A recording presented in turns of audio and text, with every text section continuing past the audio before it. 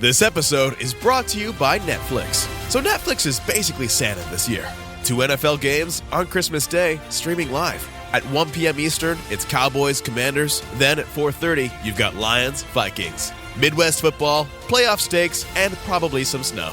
Watching holiday football is a tradition the whole family can enjoy. Open some gifts, grab some food, settle in, and watch NFL Live on Netflix this Christmas Day.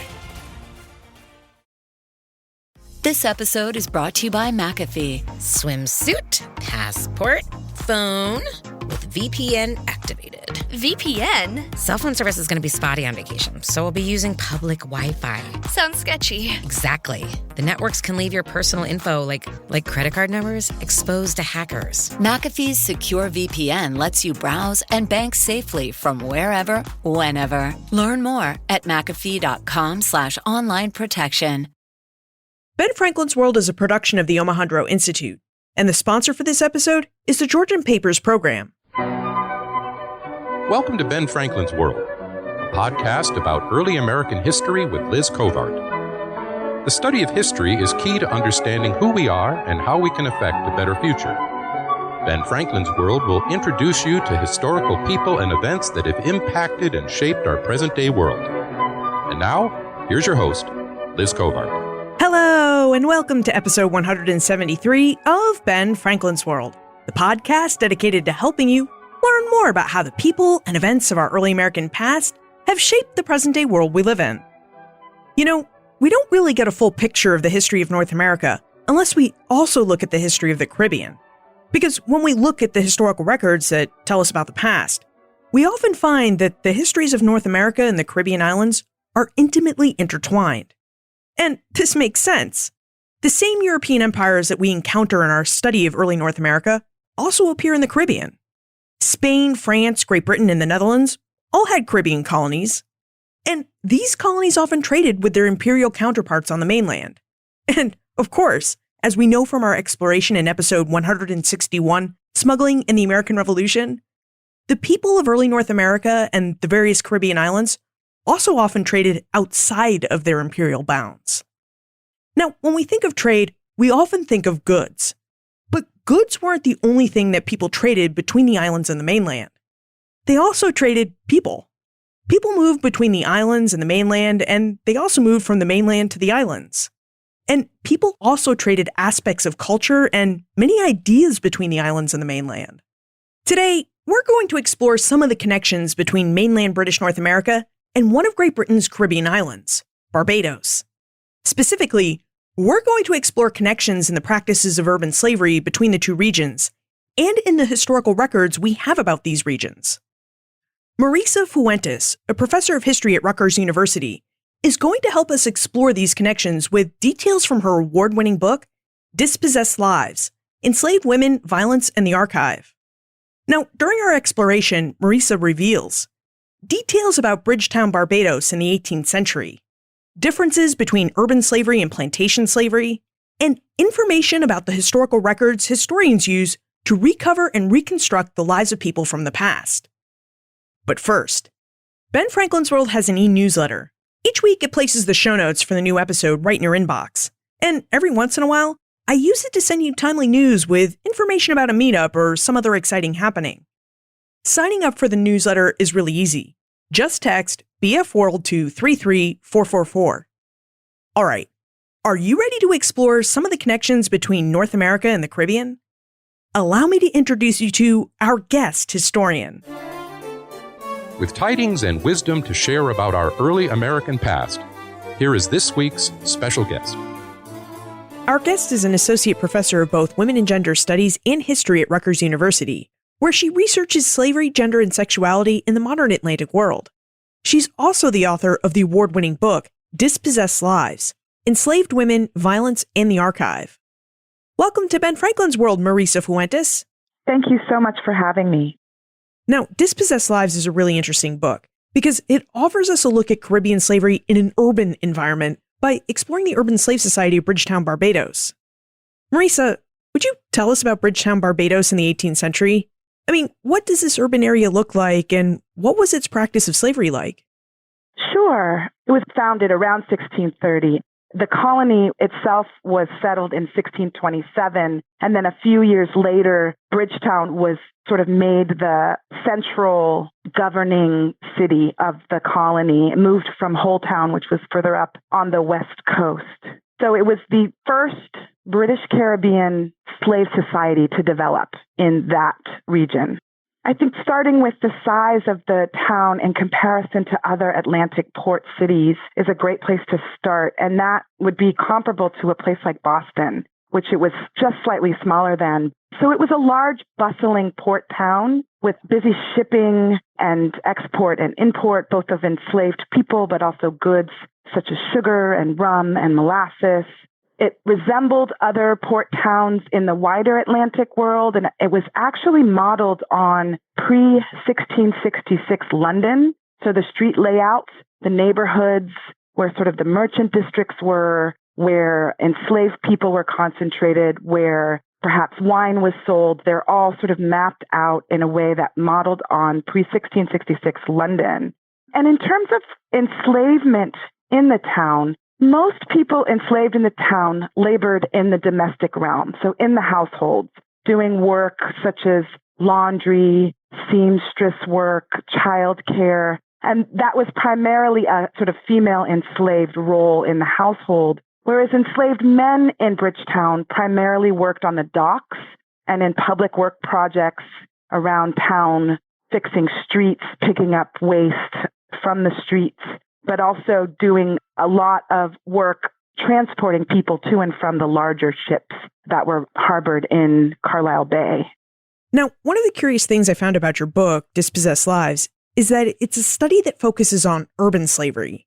And this is curious to me because when most historians study slavery in the 18th century Caribbean, they typically study the development of plantations and plantation economies. So, would you tell us how urban slavery is different from plantation slavery in the 18th century Caribbean? Absolutely. Urban slavery was both similar and different to plantation slavery.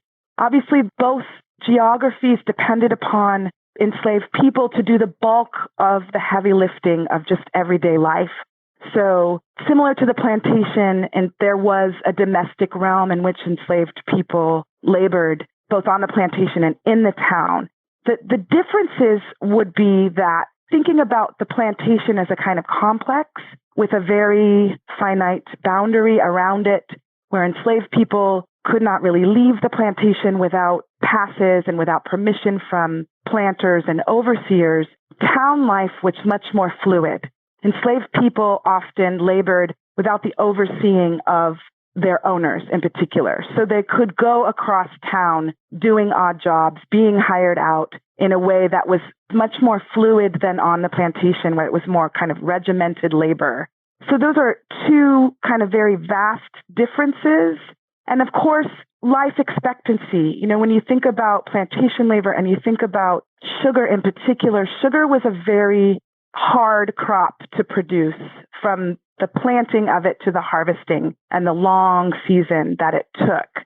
Historians often say that it was a particular agricultural production that shortened the life of enslaved people. So if you're arriving on a plantation and you're laboring on a sugar plantation, your life expectancy was between 1 and 7 years. So it's a very deadly labor. In contrast to urban life, which enslaved people in an urban realm often had more access to a variety of food that was different from the plantation. Labor was difficult, but it was different. So it wasn't as hard on the body necessarily as working in sugar. You know, men did heavy lifting, loading and unloading ships, and that's a different kind of labor than cutting cane. The access to food becomes really important because enslaved people on plantations, particularly sugar, were not necessarily given enough calories for the labor that they were required to do, whereas the daily cycle of labor in the urban context, one could do work in the morning, walk across town or do something else and then go back to work. So there was more of a kind of fluctuation in terms of laboring. So I would say that they had similarities because they were regulated in the same way, subject to the same laws, and subject to the same types of punishment. But the actual labor was quite different on enslaved people's bodies. Now, as we know, urban slavery also existed and was practiced in many places in mainland British North America, in places like Boston, New York City, and Charleston. Marisa, were there any distinct differences between urban slavery as practiced in the Caribbean versus urban slavery as practiced in mainland North America? I think the differences would be, I don't think that they were vastly different, especially ports that, the main industry was shipping and export or import.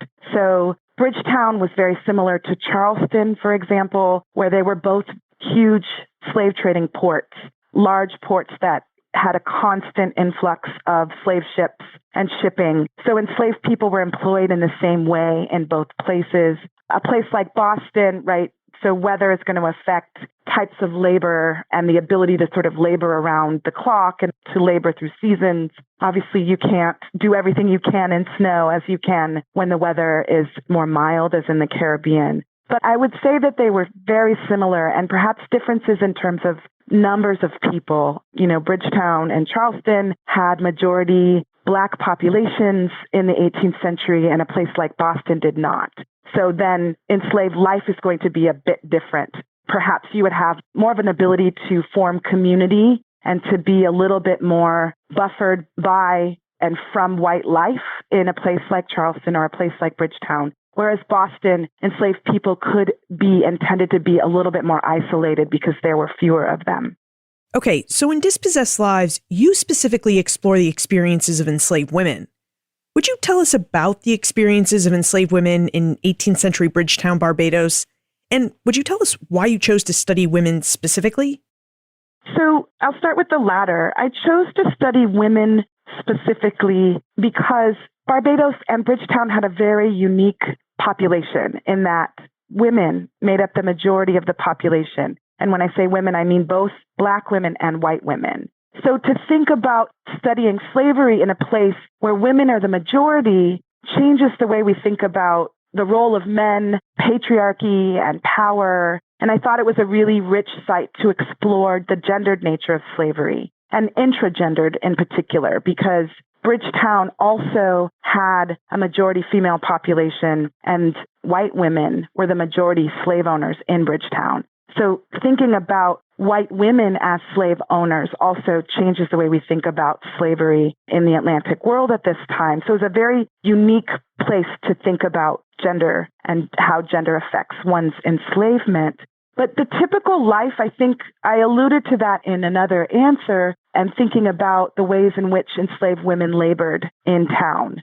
So obviously they were in the domestic realm, they were cooks, they were in charge of cleaning the household, they were doing the laundry. They were also hucksters. So hucksters is a word that means peddler. So many women were out in the street and in the market selling household wares to both local white Bridgetown residents, but also there were many, many people coming in and out of the town through shipping and sailors and military men. So all of these people circulating in town required particular goods that enslaved women primarily were responsible for selling.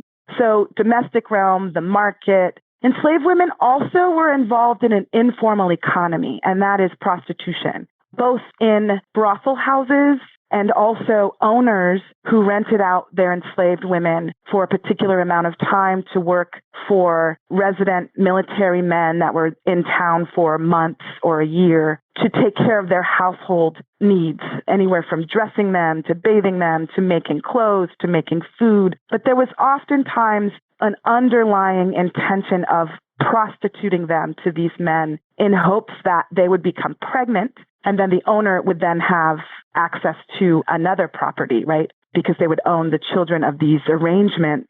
So it's also a slightly different, again, from plantation labor in that women were hired out more often than they were on the plantation. And they had much more kind of mobility in that way. And I don't mean to say mobility as a kind of freedom, but perhaps they moved around more and perhaps they had more experience with different owners over their lifetime than they would on a plantation.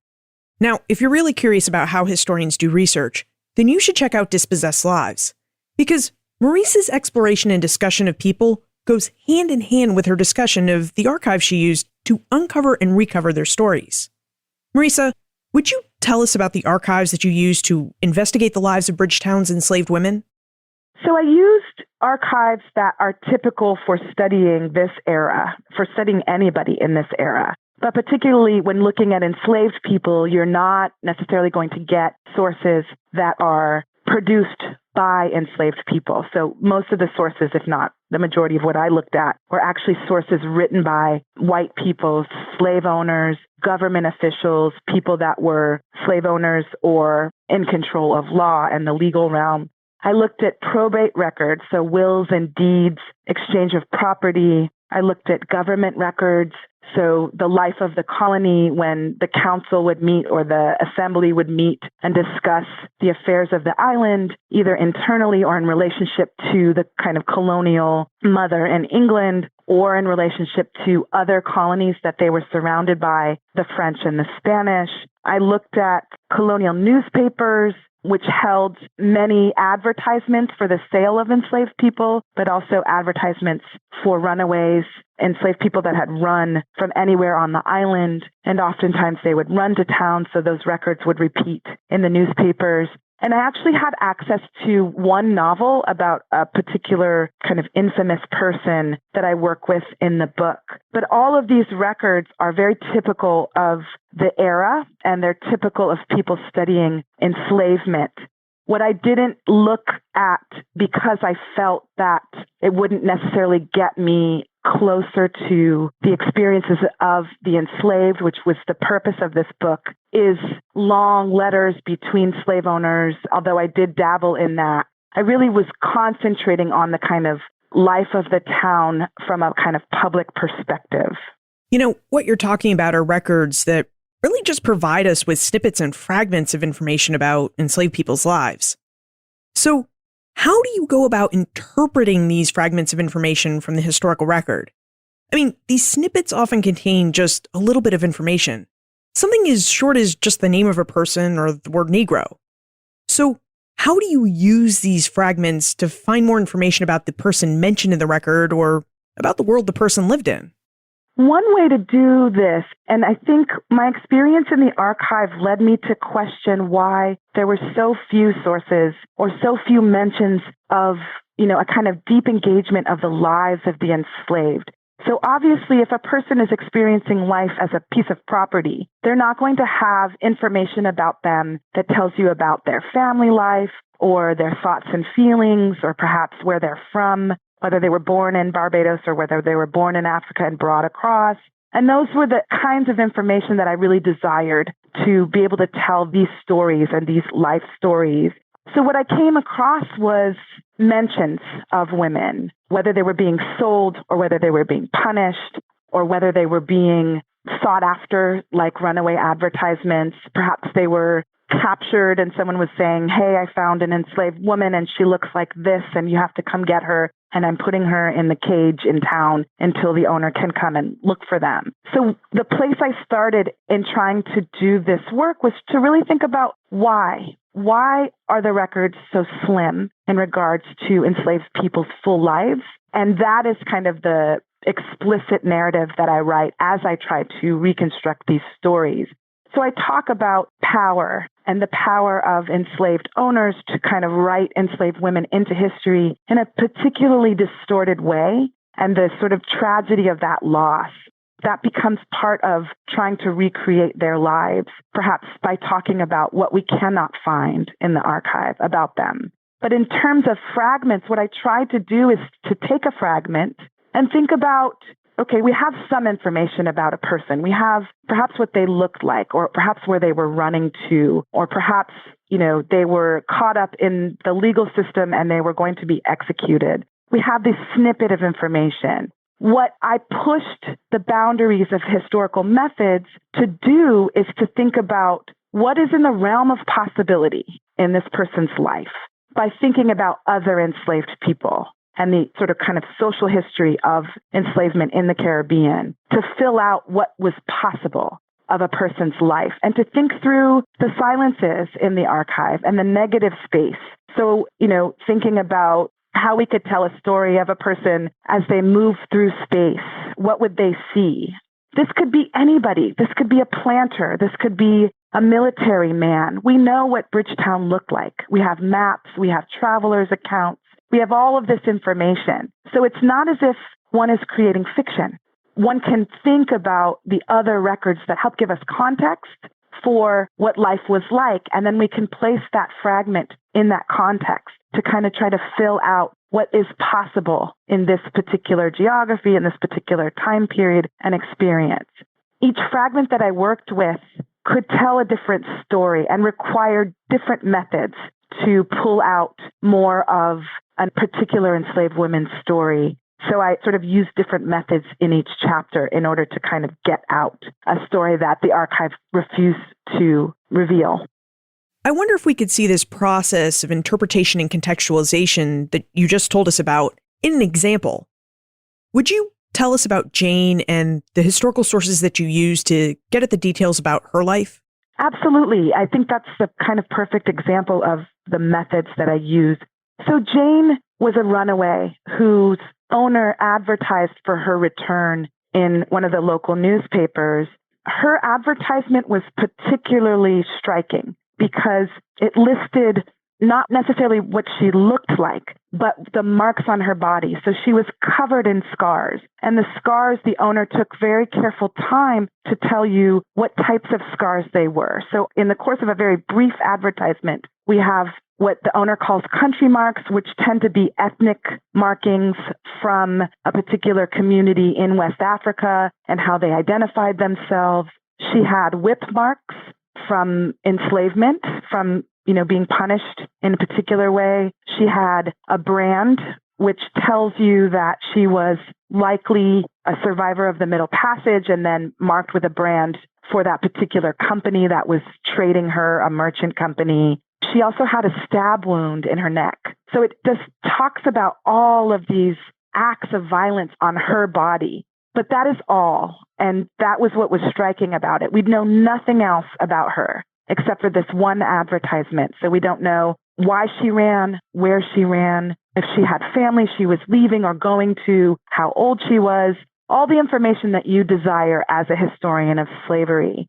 So what I decided to do, knowing the limitations of this particular fragment, was talk about how maybe the scars become another type of archive within the actual written record, and how these scars produce meaning about her that historians often overlook. But then I pushed it more, and I wanted to show you what life was like, or what a day in the life of an enslaved runaway was like, by taking Jane through town. This is the first chapter. So you're introduced to the book, and you're introduced to Bridgetown through Jane's eyes.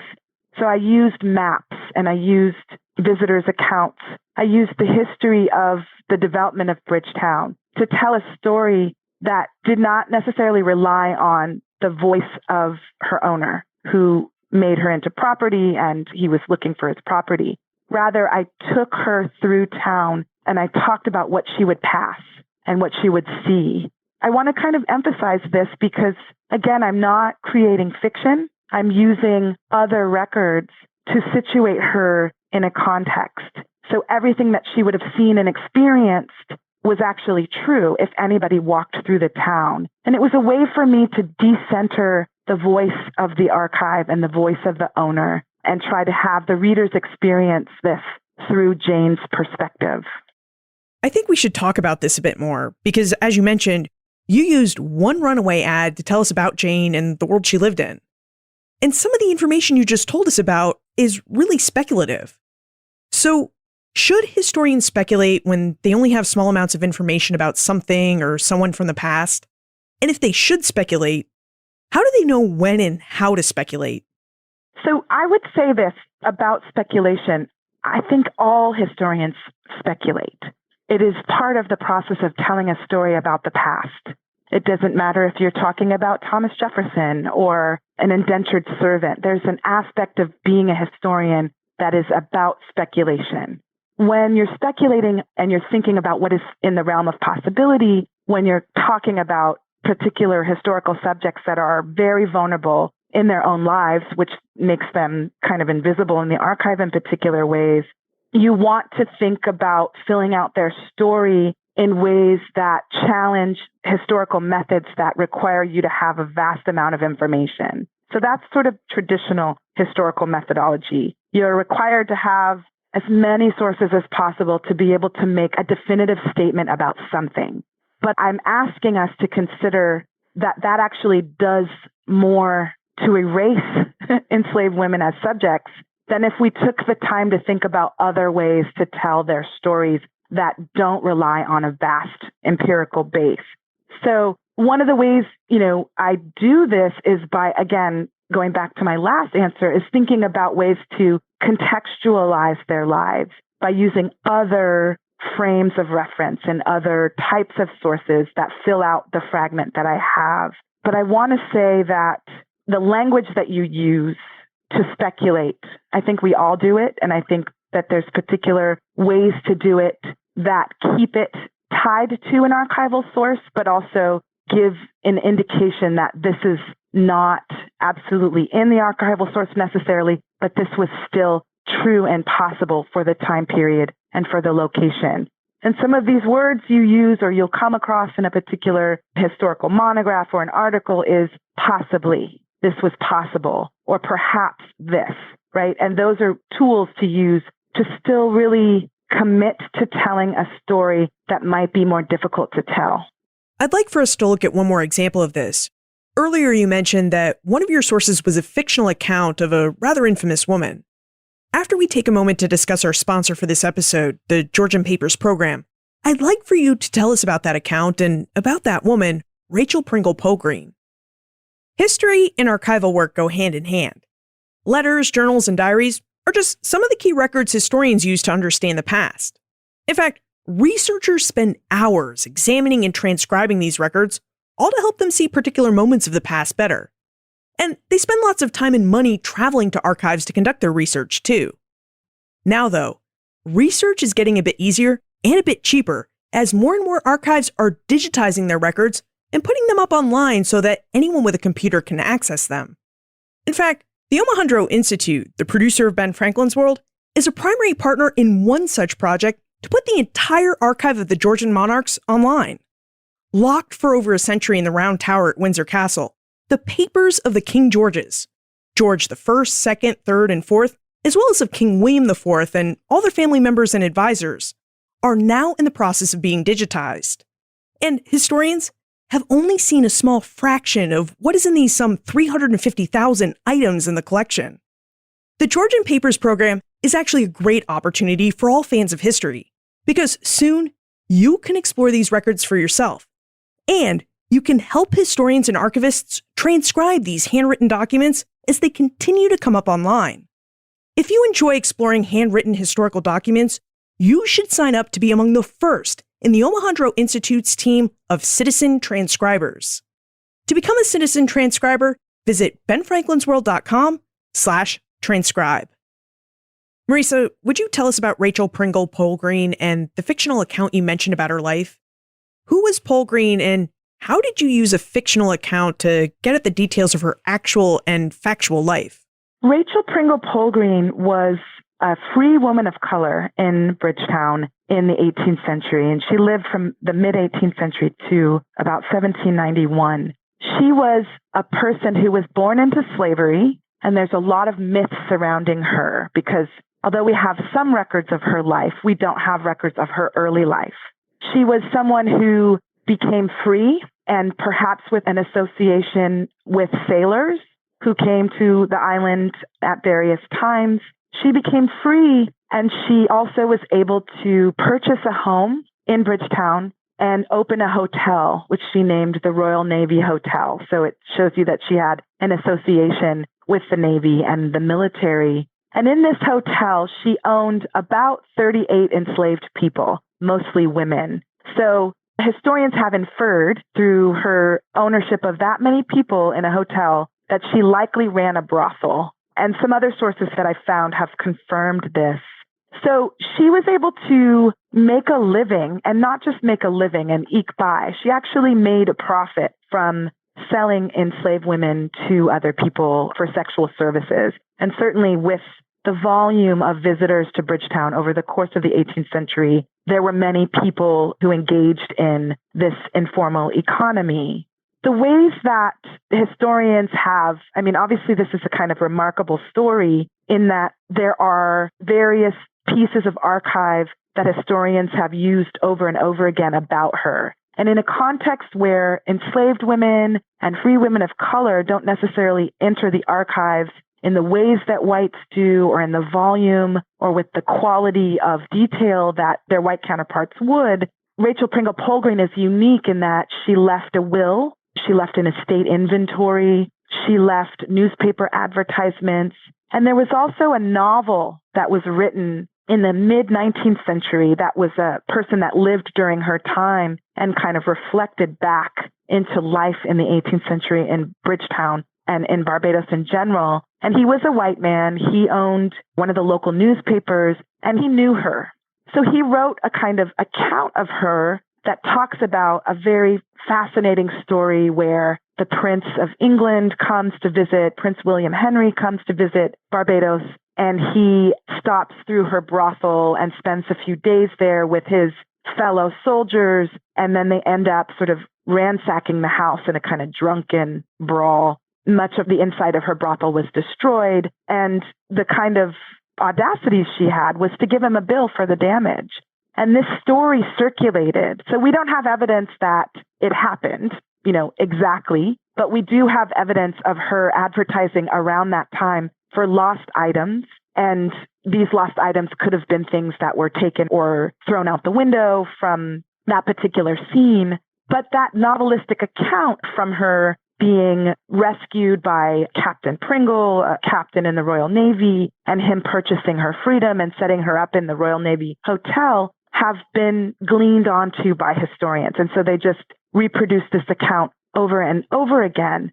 So what I did was think about, well, what does it mean to base history on a novel? And how much of that story is true, actually true?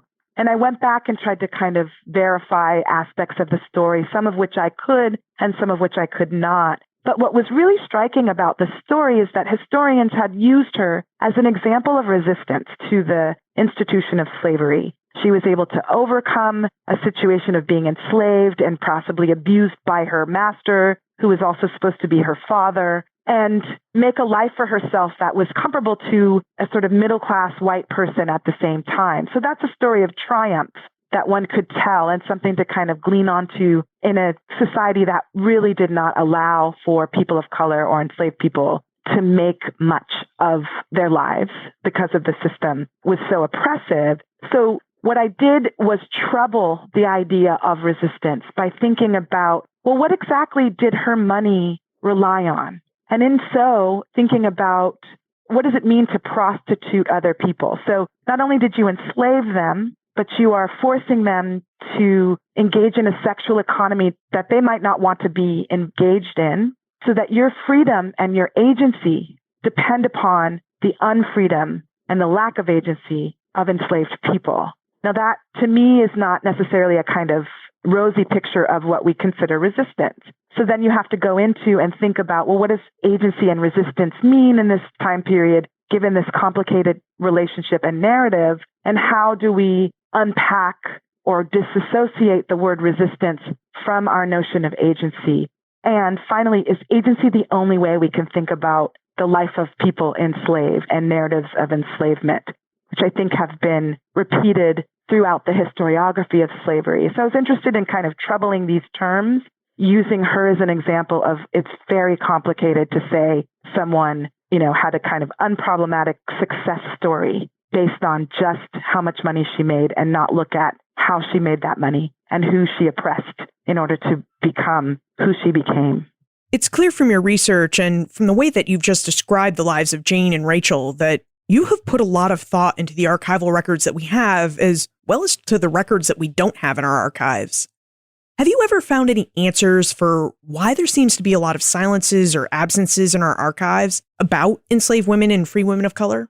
What actually brought me to this approach and this book and filling out these stories was that that I was struck by how violent the archives were. So how enslaved people were coming into the archive in these sort of violent and distorted ways. And particularly Caribbean slavery was what I call a factory of violence. And that had to do with the type of labor people were asked to perform, but also life expectancy. It was a harsh climate to labor in. And the records actually say that it was cheaper for planters to purchase more people than to keep the ones healthy that they were enslaving. So if people are being treated as property in sort of really significantly violent ways, that planters are not recording them as humans. And because they're not, all the records that the planters and owners and merchants are leaving are going to record enslaved people as property in very brief ways, in ways that planters imagine and stereotype people of African descent.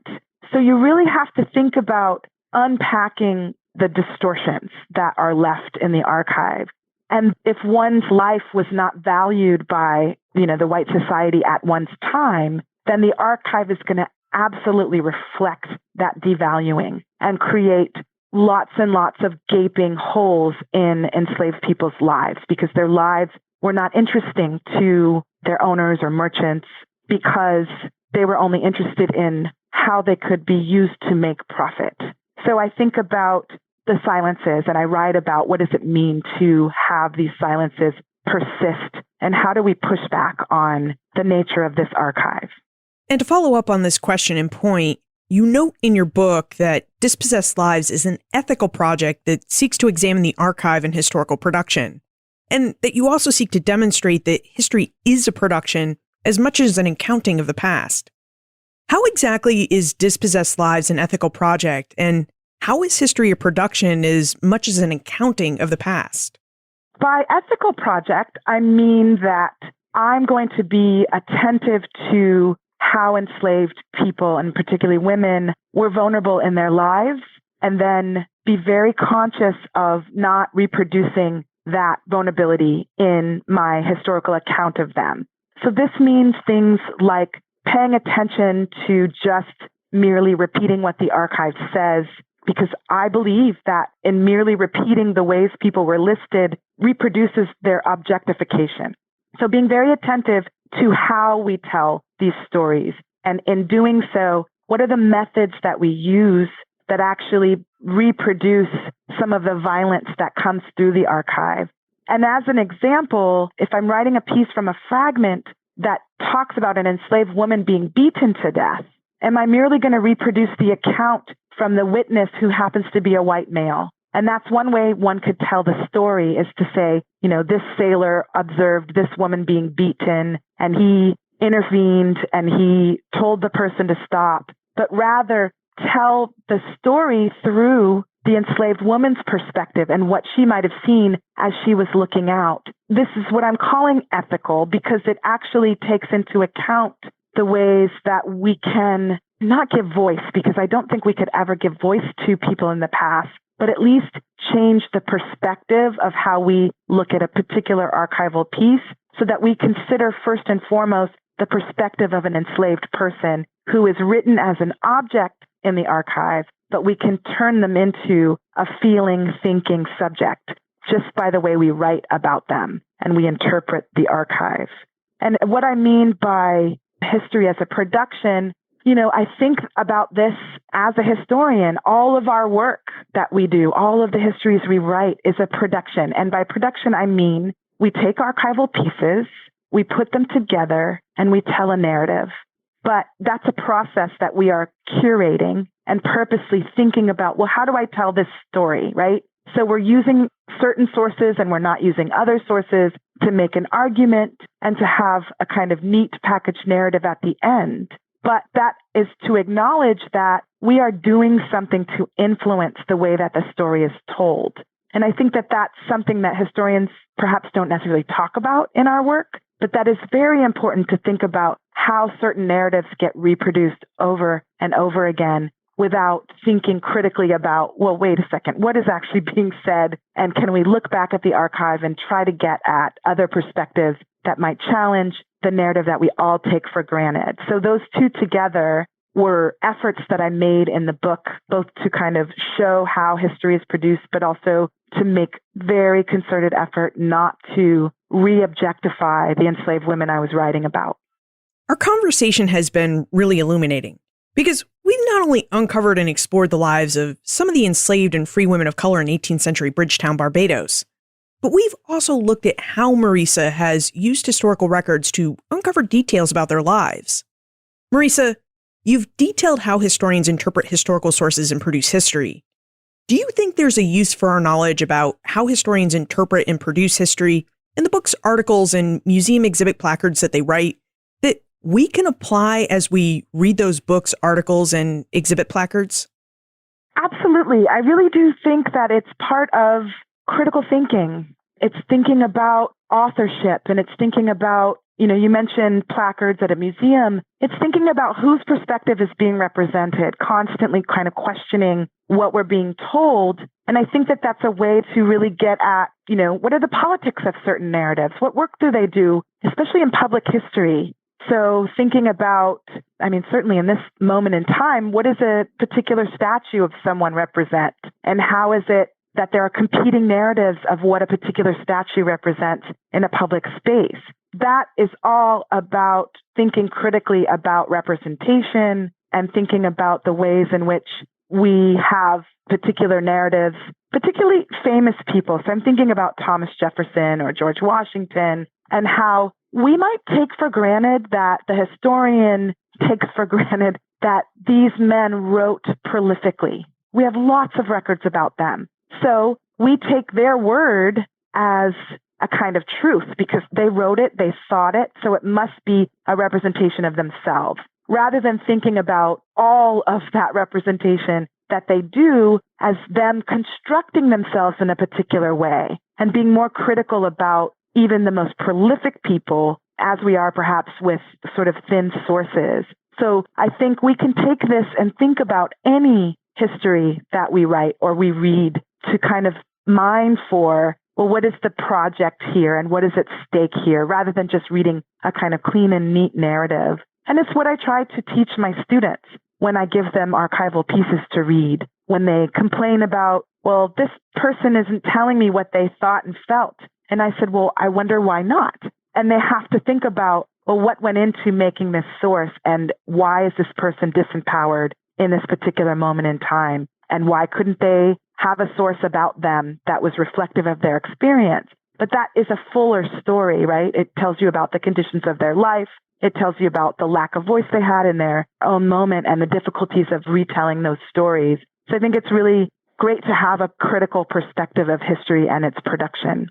Our exploration of enslaved women in Bridgetown, Barbados has really taken us into the realm of vast early America, which is the idea that in order to best understand the history of early America, we need to study the history of not just North America, but of Europe, Africa, the Caribbean, and South America between the 15th and early 19th centuries, too.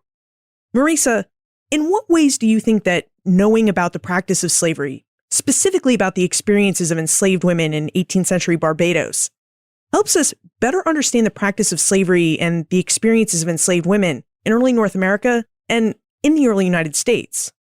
That's a great question. And I think one of the things that over time, I think it's changing a lot, and it's an example of this change, is conceptualizing vast early America to think beyond national boundaries.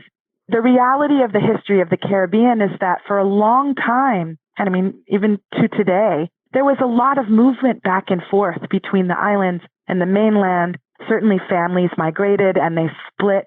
They kept in contact.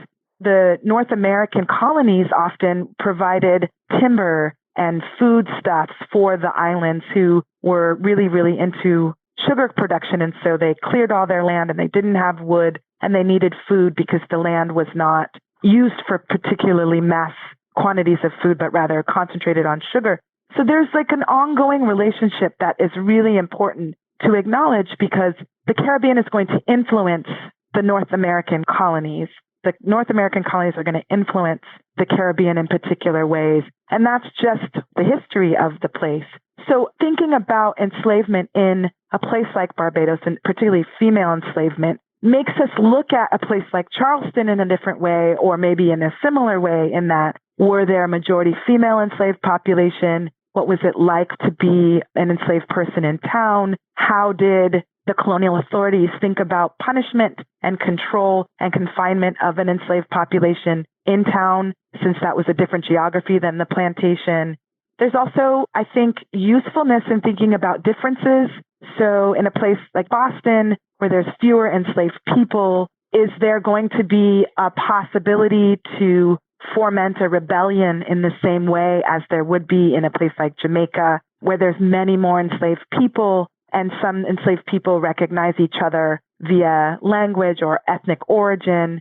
So if you're isolated in Boston, you're going to have different possibilities than you would if you were in the Caribbean. But I guess emphasizing that this whole region has a relationship internally and across that I think is really logical and important for us to understand, that when we study, North America in isolation, it's actually not the full picture. It's thinking about Barbados during the American Revolution and them being loyal to England as opposed to some of the other, obviously North American colonies that rebelled. What does it mean to be loyal to England and have American ships coming into your port, right? So you're going to have different kinds of anxieties, but that this region is completely connected all of the time. It's just more of a reality than cutting off geographies from each other to write historical pieces that are very specific.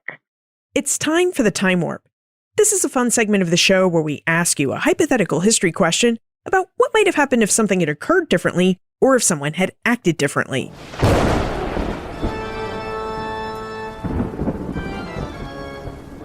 The Time Warp. Historians can't predict the future, but they can speculate about what might have been. In your opinion, what might have happened if literacy rates had been higher among the enslaved people in the Caribbean? How would this change the nature of the historical sources that we have about the enslaved and their lives? And would the archives we create to conserve and preserve the historical records be different if enslaved people had created these records? So if enslaved people had had higher literacy rates, what would we know?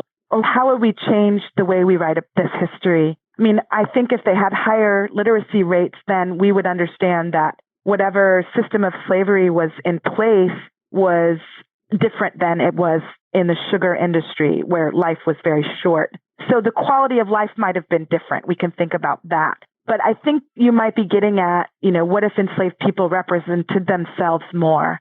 I think that we would be able to write fuller stories of people's lives and how they thought about their experience in relationship to the records that white owners and merchants and government officials created. It would be perhaps, we could read them with each other and against each other to get a fuller picture.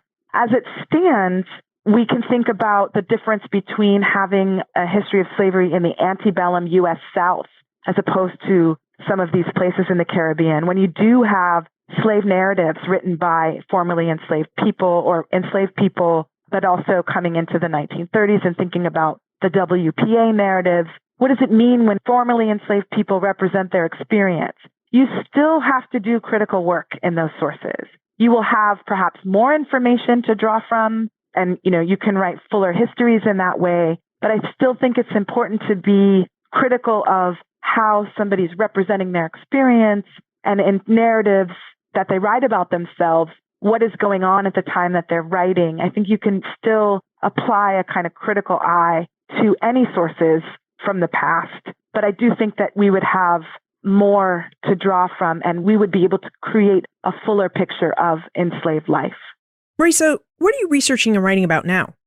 So now I'm writing, or researching first and then writing, a book that is going to look at the Atlantic slave trade in the 17th and 18th century. And I'm going to continue some of the questions that I had with the first book about ethical historical practice and writing from a deficit of sources or fragmented sources to think about equally overlooked historical subjects. So I'm concentrating on captive Africans who were brought across in the Middle Passage, but who arrived in ports like Bridgetown, Charleston, New York City, or Kingston, and actually weren't able to be sold because they were sick and dying. And they were called by the British in particular refuse slaves, so slaves that were considered disposable or garbage.